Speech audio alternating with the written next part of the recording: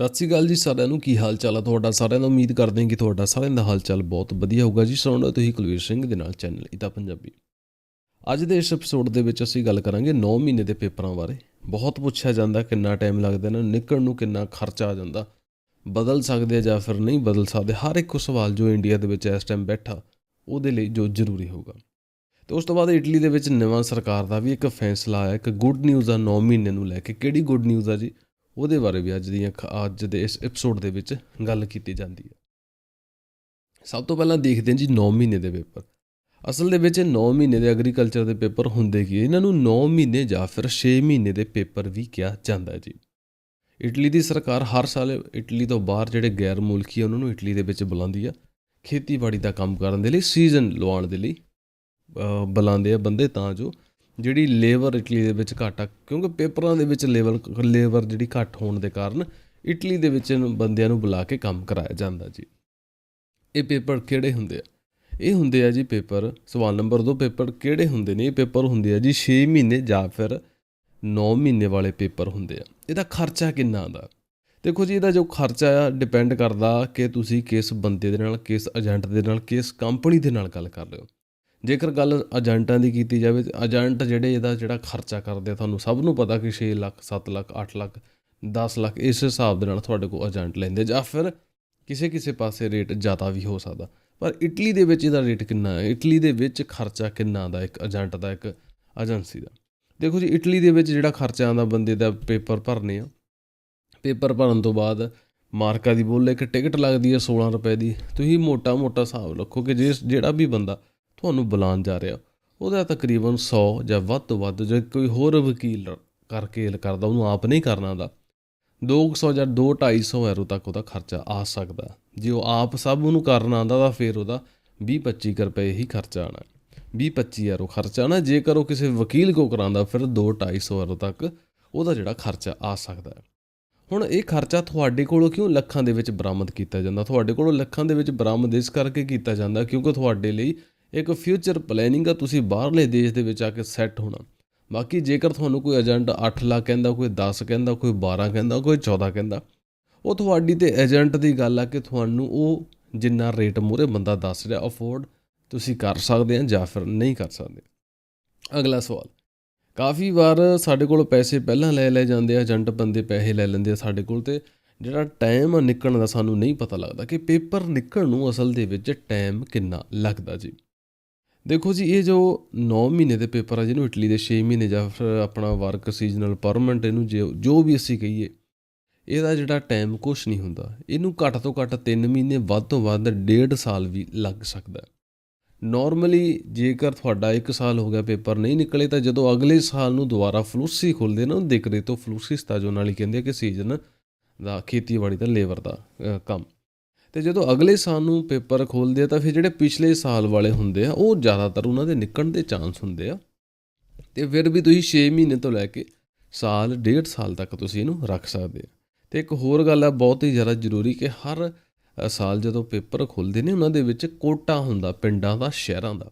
ਕਿਸੇ ਪਿੰਡ ਦੇ ਵਿੱਚ ਜਿਹੜਾ ਕੋਟਾ ਹੁੰਦਾ 2-4 ਸੈਕਿੰਡਾਂ ਦੇ ਵਿੱਚ ਹੀ ਖਤਮ ਹੋ ਜਾਂਦਾ ਸ਼ਹਿਰ ਦੇ ਵਿੱਚ, ਅਤੇ ਕਿਸੇ ਪਾਸੇ ਸਾਲ ਵੀ ਲੰਘ ਜਾਂਦਾ ਅਤੇ ਕੋਟਾ ਇੱਦਾਂ ਹੀ ਪਿਆ ਹੁੰਦਾ।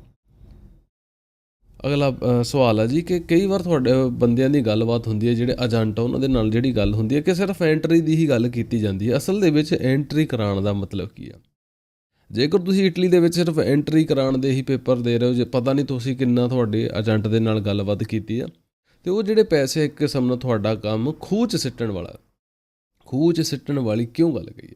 ਇਸ ਕਾਰਨ ਕਹੀਏ ਜੀ, ਜੇਕਰ ਤੁਹਾਡਾ ਜਿਹੜਾ ਸਕੋਪ ਇਟਲੀ ਦੇ ਵਿੱਚ ਸਿਰਫ ਐਂਟਰ ਹੋ ਕੇ ਕਿਸੇ ਹੋਰ ਕੰਟਰੀ ਦੇ ਵਿੱਚ ਮੂਵ ਹੋਣਾ, ਤਾਂ ਫਿਰ ਸਿਰਫ ਤੁਹਾਨੂੰ ਇਟਲੀ ਦੀ ਐਂਟਰੀ ਹੀ ਕਰਵਾਉਣ ਦੇ ਵਿੱਚ ਫਾਇਦਾ ਹੈ। ਹੁਣ ਜਿਹੜਾ ਇਟਲੀ ਦੀ ਐਂਟਰੀ ਹੈ, ਇਹ ਕਿੰਨੇ ਟਾਈਮ ਦੇ ਵਿੱਚ ਸਰਕਾਰ ਨੂੰ ਅਸੀਂ ਦੱਸਣਾ ਹੁੰਦਾ? ਦੇਖੋ ਜੀ, ਸਰਕਾਰ ਨੂੰ 8 ਦਿਨ ਦਾ ਟਾਈਮ ਹੁੰਦਾ ਸਰਕਾਰ ਦੇ ਕੋਲ, ਤੁਹਾਡੇ ਕੋਲ ਜਦੋਂ ਟਾਈਮ ਤੁਸੀਂ ਇਟਲੀ ਦੇ ਵਿੱਚ ਪਹੁੰਚਦੇ ਹੋ, ਤੁਹਾਡਾ ਏਜੰਟ, ਤੁਹਾਡਾ ਮਾਲਕ ਤੁਹਾਨੂੰ ਇਟਲੀ ਦੇ ਵਿੱਚ ਬੁਲਾਉਂਦਾ, ਤਾਂ 8 ਦਿਨਾਂ ਦੇ ਵਿੱਚ ਉਹਨੇ ਸਰਕਾਰ ਦੇ ਮੂਹਰੇ, ਤੁਹਾਨੂੰ ਗੌਰਮੈਂਟ ਦੇ ਮੂਹਰੇ, ਕੁਐਸਤੂਰੇ ਪ੍ਰੈਫੈਕਤੂਰੇ ਦੇ ਮੂਹਰੇ ਤੁਹਾਨੂੰ ਪੇਸ਼ ਕਰਨਾ ਹੁੰਦਾ ਜੀ, ਆਹ ਮੇਰਾ ਬੰਦਾ ਹੈ ਜੀ ਜਿਹੜਾ ਕੰਮ 'ਤੇ ਮੈਂ ਬੁਲਾਇਆ, ਇਹ ਬੰਦਾ ਇਟਲੀ ਦੇ ਵਿੱਚ ਪਹੁੰਚ ਚੁੱਕਾ ਜੀ। ਹੁਣ ਬੰਦਾ ਪੱਕਾ ਹੋ ਜਾਂਦਾ ਇਸ 9 ਮਹੀਨੇ ਦੇ ਪੇਪਰਾਂ ਦੇ? ਹਾਂਜੀ ਹੋ ਜਾਂਦਾ। ਬਹੁਤ ਲੰਬਾ ਪ੍ਰੋਸੈਸ ਵਾ, ਬਹੁਤ ਹੀ ਘੱਟ ਚਾਂਸ ਹੁੰਦੇ ਆ, ਪਰ ਪੱਕਾ ਹੋ ਜਾਂਦਾ ਜੀ। ਪੱਕੇ ਹੋਣ ਦੇ ਉੱਤੇ ਖਰਚਾ ਕਿੰਨਾ ਹੁੰਦਾ? ਨੋਰਮਲੀ ਜੇਕਰ ਅਸੀਂ ਗੱਲ ਕਰੀਏ, ਤੁਸੀਂ ਇਟਾਲੀਅਨ ਦੇ ਨਾਲ ਗਏ ਜਾਂ ਫਿਰ ਤੁਸੀਂ ਅਸਲ ਦੇ ਵਿੱਚ ਕੰਮ ਦੇ ਵਰਕ ਦੇ ਤੌਰ 'ਤੇ ਆਏ, ਖੇਤੀਬਾੜੀ ਦਾ ਸੀਜ਼ਨ ਲਾਉਣ ਦੇ ਲਈ ਆਏ ਹੋ, ਤਾਂ ਫਿਰ ਤੁਹਾਡਾ ਖਰਚਾ ਕੁਛ ਨਹੀਂ।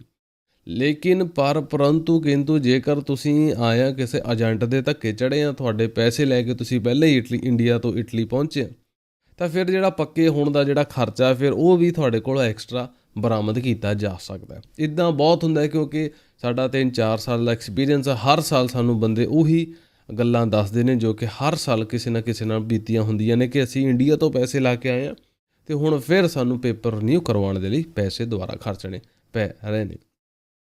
ਇਹ ਜੋ ਟੈਕਸ ਵਾ, ਟੈਕਸ ਕਿੰਨਾ ਹੁੰਦਾ ਅਤੇ ਕਿੰਨਾ ਤਾਰਨਾ ਪੈਂਦਾ? ਦੇਖੋ ਜੀ, ਟੈਕਸ ਦੀ ਗੱਲ ਇੱਦਾਂ, ਜੇਕਰ ਇੱਕ ਵਾਰ ਇੱਥੇ ਅਸੀਂ ਫਿਰ ਉਹੀ ਗੱਲ ਕਰਾਂਗੇ, ਜੇਕਰ ਤੁਸੀਂ 1 ਨੰਬਰ ਦੇ ਵਿੱਚ ਇਟਲੀ 'ਚ ਐਂਟਰ ਹੋਏ ਹੋ, ਦਾਖਲ ਹੋਏ ਹੋ, ਤੁਹਾਨੂੰ ਸੱਚੀ ਹੀ ਸੀਜ਼ਨਲ ਕੰਮ ਕਰਨ ਦੇ ਲਈ ਬੁਲਾਇਆ ਗਿਆ, ਐਂਟਰੀ ਕਰਵਾਉਣ ਦੇ ਲਈ ਨਹੀਂ ਬੁਲਾਇਆ ਗਿਆ, ਤਾਂ ਫਿਰ ਉਸ ਸਿਚੁਏਸ਼ਨ ਦੇ ਵਿੱਚ ਟੈਕਸ ਦਾ ਤਾਂ ਤੁਹਾਨੂੰ ਪਤਾ ਹੀ ਨਹੀਂ ਹੋਣਾ ਚਾਹੀਦਾ ਵੀ ਟੈਕਸ ਹੁੰਦਾ ਕੀ ਹੈ। ਕਿਉਂਕਿ ਜੋ ਟੈਕਸ ਵਾ ਅਸਲ ਦੇ ਵਿੱਚ ਜਿਸ ਮਾਲਕ ਨੇ ਤੁਹਾਨੂੰ ਕੰਮ 'ਤੇ ਰੱਖਿਆ, ਕਾਇਦੇ ਕਾਨੂੰਨ ਦੇ ਹਿਸਾਬ ਦੇ ਨਾਲ ਉਹ ਜਿਹੜਾ ਟੈਕਸ ਵਾ, ਤੁਹਾਡਾ ਜਿਹੜਾ ਮਾਲਕ ਆ, ਜਿਸ ਨੂੰ ਦਤੌੜੇ ਦੀ ਲਵੋ ਰਕਿਆ ਜਾਂਦਾ, ਉਹਨੇ ਹੀ ਤਾਰਨਾ ਹੁੰਦਾ। ਅਤੇ ਨੋਰਮਲੀ ਖੇਤੀਬਾੜੀ ਦੇ ਵਿੱਚ 6.5 ਘੰਟਿਆਂ ਦਾ ਇੱਕ ਦਿਨ ਮੰਨਿਆ ਜਾਂਦਾ, ਅਤੇ 6.5 ਘੰਟਿਆਂ ਦਾ 40-45 ਰੁਪਏ ਇੱਕ ਦਿਨ ਦਾ ਟੈਕਸ ਪੈ ਜਾਂਦਾ ਜੀ। ਅੱਛਾ, ਉਸ ਤੋਂ ਬਾਅਦ ਅਗਲੇ ਸਵਾਲ ਵੱਲ ਚੱਲਦੇ ਹਾਂ ਜੀ। ਜੋ ਅਸੀਂ ਸਵਾਲ ਸਾਰੇ ਇੱਕ ਸਾਈਡ 'ਤੇ ਕੱਢ ਕੇ ਰੱਖੇ ਹੋਏ ਨੇ, ਜੋ ਕਿ ਅਸੀਂ ਤੁਹਾਨੂੰ ਇਸ ਟਾਈਮ ਦੱਸ ਰਹੇ ਹਾਂ। ਅਗਲਾ ਜੋ ਸਾਡੇ ਕੋਲ ਸਵਾਲ ਪਿਆ ਜੀ, ਪੱਕੇ ਹੋਣ ਦੇ ਉੱਤੇ ਖਰਚਾ ਕਿੰਨਾ ਆਉਂਦਾ? ਇੱਥੇ ਵੀ ਡਿਪੈਂਡ ਤੁਹਾਡੇ ਸਿਚੁਏਸ਼ਨ 'ਤੇ ਕਰਦਾ ਕਿ ਤੁਸੀਂ ਇੰਡੀਆ ਤੋਂ ਪੈਸੇ ਲਾ ਕੇ ਆਏ ਆ ਕਿ ਤੁਸੀਂ 1 ਨੰਬਰ ਦੇ ਵਿੱਚ ਆਏ। ਪਰ ਅਸੀਂ ਦੇਖਦੇ ਹਾਂ ਏਜੰਟਾਂ ਦੇ ਹਿਸਾਬ ਨਾਲ।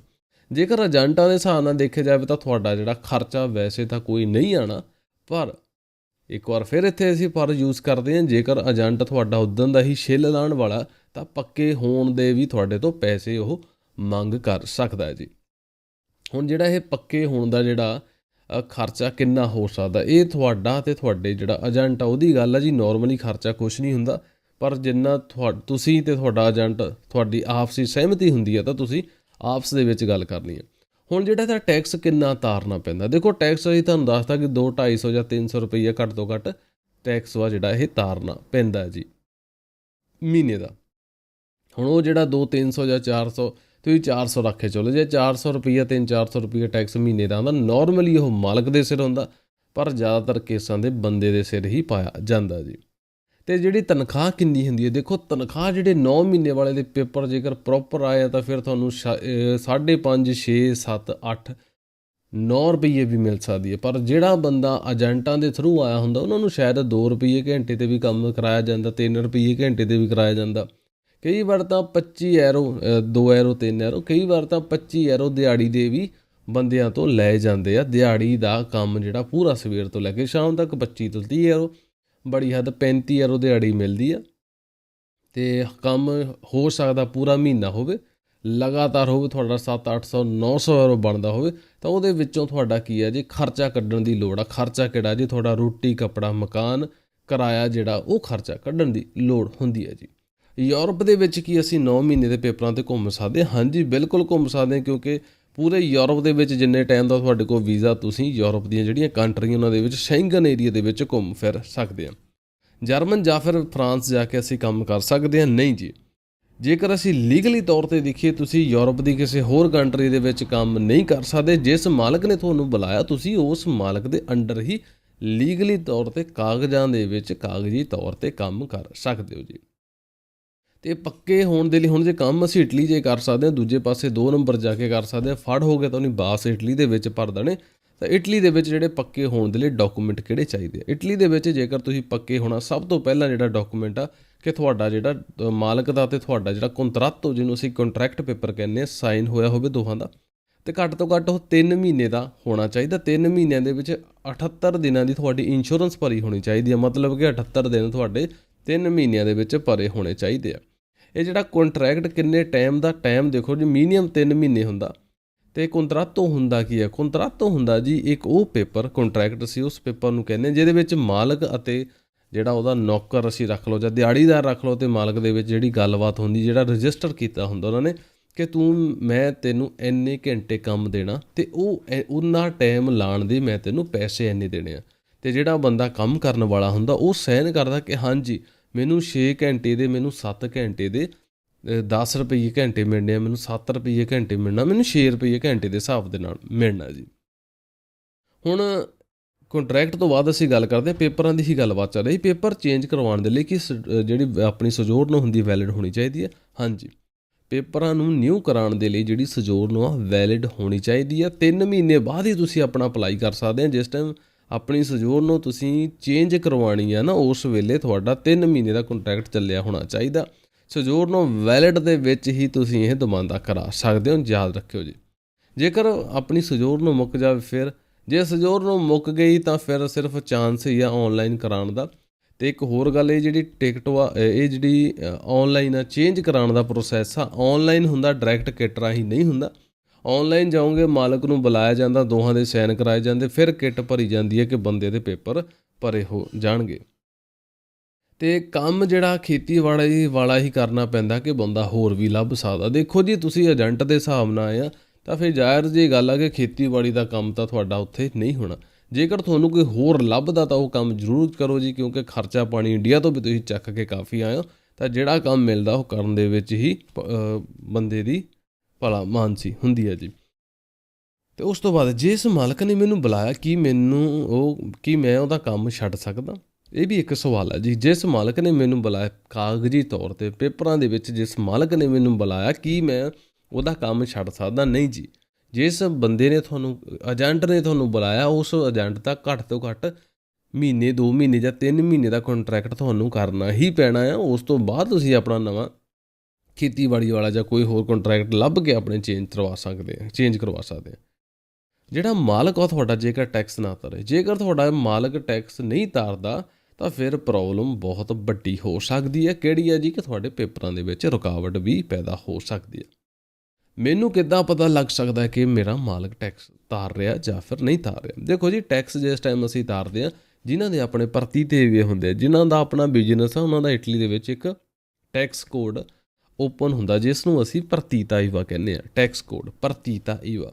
ਇਹ ਜੋ ਪ੍ਰਤੀਤਾ ਈਵਾ ਹੁੰਦਾ ਆ, ਅਤੇ ਇਸ ਨਾਲ ਜਦੋਂ ਅਸੀਂ ਟੈਕਸ ਤਾਰਦੇ ਹਾਂ ਤਾਂ ਇੱਕ ਇਟਲੀ ਦੇ ਵਿੱਚ ਪੇਪਰ ਆ ਜਿਸ ਦਾ ਨਾਮ ਆ ਜੀ F24। ਇਟਾਲੀਅਨ ਦੇ ਵਿੱਚ ਇਹਨੂੰ F24 ਕਹਿੰਦੇ ਆ। ਅਤੇ F24 ਪੋਸਟ ਆਫਿਸ ਵਿੱਚ, ਬੈਂਕ ਵਿੱਚ ਹੀ ਜਾ ਕੇ ਤਾਰਿਆ ਜਾਂਦਾ। ਜਿਸ ਟਾਈਮ ਅੱਜ ਅਸੀਂ ਤਾਰਦੇ ਹਾਂ, 3 ਤੋਂ 4 ਦਿਨਾਂ ਤੋਂ ਬਾਅਦ ਇਹਦਾ ਇੱਕ ਕੁਇਤਾਂਸਾ ਆ ਜਾਂਦਾ। ਕੁਇਤਾਂਸਾ ਕੀ ਹੁੰਦਾ ਜੀ? ਕੁਇਤਾਂਸਾ ਹੁੰਦਾ ਸਰਕਾਰ ਵੱਲੋਂ, ਬੈਂਕ ਵੱਲੋਂ, ਪੋਸਟ ਵੱਲੋਂ ਰਸੀਦ ਕਿ ਤੁਹਾਡਾ ਜਿਹੜਾ ਟੈਕਸ ਤੋਂ ਹੀ ਤਾਰਿਆ ਸਰਕਾਰ ਨੂੰ ਮਿਲ ਗਿਆ ਜੀ। ਸਿਰਫ ਉਹਨੂੰ ਹੀ ਵੈਲਿਡ ਮੰਨਿਆ ਜਾਂਦਾ ਜੀ। ਕਿਹੜੇ ਪੇਪਰ ਮੈਨੂੰ ਬਣਾਉਣੇ ਚਾਹੀਦੇ ਜਿਸ ਟਾਈਮ ਮੇਰੇ ਪੇਪਰ ਬਣ ਜਾਂਦੇ ਆ? ਦੇਖੋ ਜੀ, ਪੇਪਰ ਜੇਕਰ ਤੁਸੀਂ ਬਣਾਉਣੇ ਆ ਤਾਂ ਸਭ ਤੋਂ ਪਹਿਲਾਂ ਕੋਸ਼ਿਸ਼ ਕਰੋ ਵੀ ਆਪਣਾ ਤੈਸਰਾ ਸਨੀਤਾਰੀਆ ਜਾਂ ਫਿਰ ਹੋਰ ਇੱਦਾਂ ਦਾ ਡਾਕੂਮੈਂਟ। ਜੇਕਰ ਕਾਰਤਾ ਦੀ ਆਇਡੈਂਟੀ ਦਾ ਟਰਾਈ ਕਰਦੇ ਆ, ਬਣਦਾ ਤਾਂ ਬਣਾ ਲਓ। ਕਿਸੇ ਕਮੂਨੇ ਦੇ ਵਿੱਚ ਕੀ ਪਤਾ ਚੰਗੇ ਹੋਣ ਤਾਂ ਤੁਹਾਡਾ ਬਣਾ ਵੀ ਦੇਣ। ਜੇ ਕਾਰਤਾ ਦੀ ਆਇਡੈਂਟੀ ਦਾ ਬਣਦਾ ਤਾਂ ਫਿਰ ਤੁਸੀਂ ਆਪਣੀ ਸਪਿਡ ਵੀ ਬਣਾ ਸਕਦੇ ਹੋ। ਜੇਕਰ ਤੁਹਾਡੀ ਇਟਲੀ ਦੇ ਵਿੱਚ ਡਿਜੀਟਲ ਆਇਡੈਂਟੀਟੀ ਬਣ ਗਈ, ਜਿਸ ਨੂੰ ਸਪਿਡ ਕਹਿੰਦੇ ਆ, ਤਾਂ ਫਿਰ ਤਾਂ ਫਾਇਦਾ ਬਹੁਤ ਸਾਰੇ ਇਟਲੀ ਦੇ ਵਿੱਚ ਤੁਹਾਡੇ ਕੰਮ ਆ ਜਿਹੜੇ ਸਪਿਡ ਦੇ ਨਾਲ ਹੋ ਸਕਦੇ ਆ। ਇੱਕ ਹੋਰ ਗੱਲ ਜੀ, ਇਟਲੀ ਦੀ ਸਰਕਾਰ ਨੇ ਇੱਕ ਹੁਣ ਨਵਾਂ ਐਲਾਨ ਕੀਤਾ, ਜਿਹੜੀ ਨਵਾਂ ਜਿਹੜਾ ਕਾਨੂੰਨ ਆਇਆ ਜੀ, ਉਸ ਕਾਨੂੰਨ ਦੇ ਹਿਸਾਬ ਦੇ ਨਾਲ ਦੇਖਿਆ ਜਾਏ ਹੁਣ 2021 ਦੇ ਵਿੱਚ, ਜਿਹੜੇ 2021 ਦੇ ਵਿੱਚ ਸੀਜ਼ਨ ਵਾਲੇ ਪੇਪਰ, ਖੇਤੀਬਾੜੀ ਵਾਲੇ 9 ਮਹੀਨੇ ਵਾਲੇ, ਜਾਂ ਫਿਰ ਜਿਸ ਨੂੰ ਅਸੀਂ ਲੁੱਟ ਖੋਹ ਵਾਲੇ ਪੇਪਰ ਕਹਿੰਦੇ ਆ, ਖੁੱਲ੍ਹਣ ਵਾਲੇ ਆ ਜੀ, ਇਹਨਾਂ ਦੇ ਵਿੱਚ ਜਿਹੜੇ ਕੋਟੇ ਆ ਦੱਸਿਆ ਜਾ ਰਿਹਾ ਕਿ ਬਹੁਤ ਹੀ ਵੱਧ ਹੋਣਗੇ। ਜਿੱਦਾਂ ਪਿਛਲੇ ਸਾਲਾਂ ਦੇ ਵਿੱਚ 10,000, 20,000, 30,000 ਬੰਦਾ ਬੁਲਾਇਆ ਜਾਂਦਾ ਸੀ, ਇਸ ਸਾਲ ਇਹ ਵੀ ਹੋ ਸਕਦਾ ਕਿ 70-80 ਹਜ਼ਾਰ ਬੰਦਾ ਵੀ ਮੰਗਾਇਆ ਜਾ ਸਕਦਾ ਜੀ ਬਾਹਰਲੇ ਦੇਸ਼ਾਂ ਤੋਂ। ਹੁਣ ਦੇਖੋ ਜੀ, ਅਤੇ ਇਹਦਾ ਇੱਕ ਇਹ ਵੀ ਗੱਲ ਹੈ ਜੀ ਕਿ ਪਿਛਲੇ ਸਾਲ ਜੁਲਾਈ ਦੇ ਮਹੀਨੇ ਦੇ ਵਿੱਚ ਹੀ ਪੇਪਰ ਜਿਹੜੇ ਸਾਈਨ ਹੋ ਗਏ ਸੀ। ਬਾਅਦ ਵਿੱਚ 2-3 ਮਹੀਨਿਆਂ ਬਾਅਦ ਉਹਨਾਂ ਨੇ ਜਿਸ ਟਾਈਮ ਛੁੱਟੀਆਂ ਖਤਮ ਹੋਈਆਂ, ਲੋਕਾਂ ਤੱਕ ਗੱਲ ਪਹੁੰਚਾਈ ਸੀ ਕਿ ਤੁਸੀਂ ਆਪਣੇ ਪੇਪਰ ਆਪਣੇ ਕਰਾ ਸਕਦੇ ਹੋ। ਹੁਣ ਇਟਲੀ ਦਾ ਜਿਹੜਾ ਮਹਿਕਮਾ ਹੈ ਜੀ, ਪੇਪਰ ਖੋਲ੍ਹਦਾ, ਡਾਕੂਮੈਂਟਿੰਗ ਦਾ ਮਹਿਕਮਾ ਜੀ, ਉਹਨਾਂ ਨੇ ਇਹ ਬਿਆਨ ਕਰ ਦਿੱਤਾ ਜੀ ਕਿ ਇਸ ਸਾਲ ਜਿਹੜਾ ਕੋਟਾ ਜ਼ਿਆਦਾ ਹੋਊਗਾ, ਜ਼ਿਆਦਾ ਵੱਡਾ ਹੋਣਾ ਜੀ। ਇਸ ਹਿਸਾਬ ਦੇ ਨਾਲ ਇਹਨਾਂ ਦੀ ਜਿਹੜੀ ਗੱਲਬਾਤ ਹੋ ਸਕਦਾ ਹੋ ਗਈ ਹੋਵੇ। ਜੇਕਰ ਫਿਰ ਵੀ ਕੋਈ ਸਵਾਲ ਹੈ 9 ਮਹੀਨੇ ਦੇ ਪੇਪਰਾਂ ਨੂੰ ਲੈ ਕੇ, ਤੁਸੀਂ ਕਮੈਂਟ ਕਰਿਓ ਤਾਂ ਅਸੀਂ ਤੁਹਾਡੀ ਜਿਹੜੀ ਕੋਸ਼ਿਸ਼ ਕਰਾਂਗੇ ਸਵਾਲਾਂ ਦੇ ਜਵਾਬ ਦੇਣ ਦੀ। ਆਪਣੇ ਵੱਲੋਂ ਜਿੰਨੇ ਸਾਡੇ ਕੋਲ ਸਵਾਲ ਸੀਗੇ, ਅਸੀਂ ਸਾਰੇ ਦੇ ਸਾਰੇ ਸਵਾਲਾਂ ਦੇ ਜਵਾਬ ਦਿੱਤੇ ਨੇ ਜੀ।